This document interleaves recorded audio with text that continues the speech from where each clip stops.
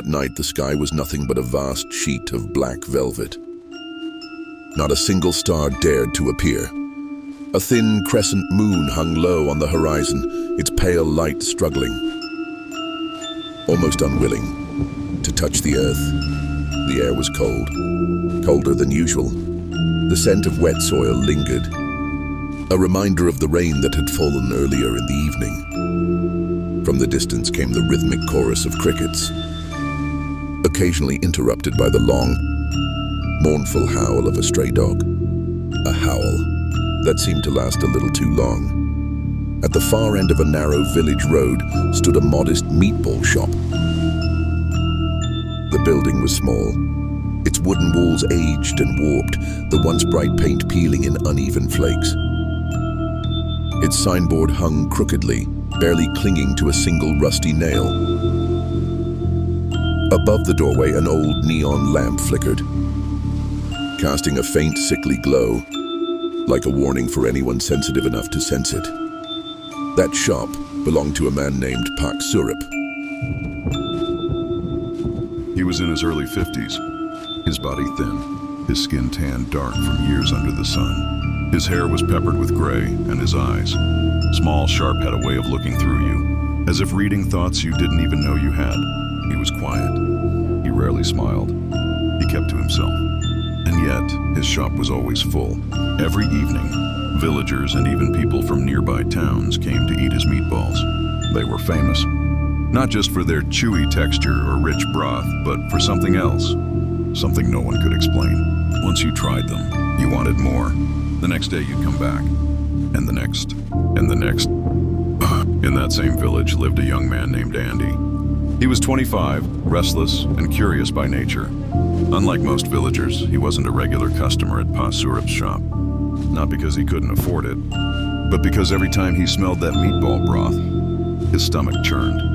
Andy often sat at the small coffee stall across the street, sipping black coffee while watching the flow of customers. What struck him was the repetition. The same faces came, every single night. Even during heavy rainstorms, they would still show up, hurrying inside as if compelled by an invisible force. One night, as Andy sat with his cup, he overheard two men talking at the next table. Their voices were low, but the words were clear enough. "Hey, you know what I heard? Someone saw Pak Surup last night, carrying a sack into the bamboo grove by the river," one said.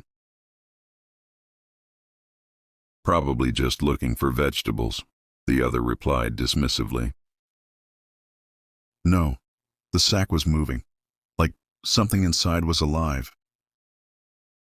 Andy's gaze shifted toward the dimly lit shop. A moving sack.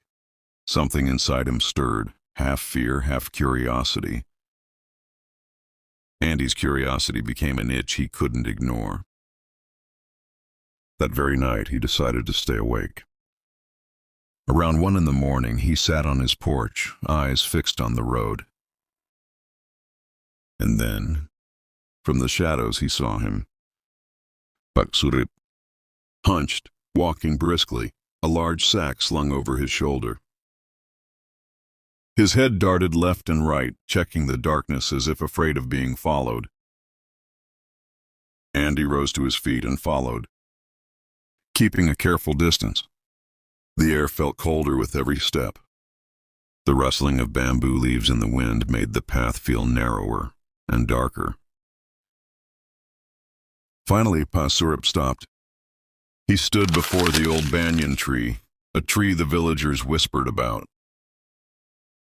Its massive roots twisted like the limbs of some ancient beast, and its thick canopy swallowed the moonlight whole. Pak Surup set the sack down. It was moving, and from inside came a sound. Without hesitation, he reached in and pulled out a large rat. In one swift motion, he drew a machete and severed its head. The blood spilled into a clay bowl, which was already half filled with the dark liquid. He sprinkled dried flowers into the blood and began muttering something. Words Andy could not understand. Andy's heart pounded in his chest. Sweat trickled down his neck. Every instinct told him to run, but his feet stayed rooted. The next morning, Andy went to see Umba Jatmiko, the village elder known for his deep knowledge of the supernatural. As Andy recounted what he had seen, Umba Jatmiko's expression grew grave. "That is a Pasugihan boy," he said slowly. "A blood pact for wealth. This one is called the Rat Meatball Pact," he explained. The rat, a cunning creature always hunting for food, never satisfied, was the perfect symbol for endless profit. In this pact, the rat's flesh becomes an offering, an unseen ingredient in the food. Those who eat it will return again and again, unable to resist. Andy's voice was tight. "And if the pact is broken?" Umba Jatmiko's eyes met his, unblinking. "Then the one who made it will pay with their life, and sometimes with the lives of their family." Weeks passed, and strange things began to happen. Regular customers of Puck Syrup's shop started falling ill.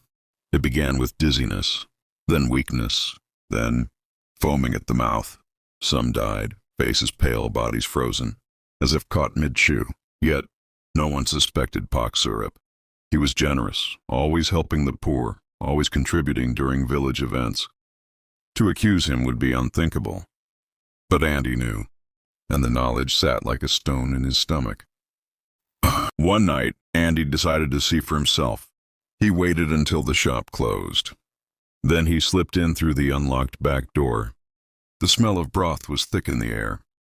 A huge pot simmered in the corner, steam curling upward. On a wooden table lay a large mound of meatball dough.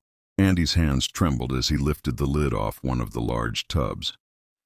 He gagged instantly. Inside, chunks of reddish-gray meat, and sticking out between them, a long hairless rat's tail. Before he could move, footsteps sounded behind him. "Andy, what are you doing here?" The voice was deep, cold. Puck Syrup. Puck Syrup closed the kitchen door slowly. "You've seen it," he said. "That means—" "You don't leave." Two shadowy men appeared from the side door. They grabbed Andy, dragging him outside, down the same path to the banyan tree. Puck Syrup was already there, holding a huge black rat. His lips moved, chanting. The clay bowl waited. But from the darkness another voice cut through. "Enough, Syrup! Your pact has taken enough lives." It was Umba Jatmiko. What happened next was chaos. The two men lunged at the elder, but Andy, panic surging, kicked over an oil lamp. Flames erupted, racing along the dry cloth at the tree's base. The banyan caught fire. The chanting stopped. The screams began. By morning, the shop was gone, burned to the ground. Puck Syrup and the two men were never seen again. But sometimes, on Friday nights, villagers claimed to smell that same rich, savory broth drifting through the air. And Andy still dreams. In those dreams, Puck Syrup stands in the corner of his room, holding a steaming bowl of meatballs. "Eat, boy. Just one last time." If you enjoyed this video, don't forget to like, comment, and subscribe.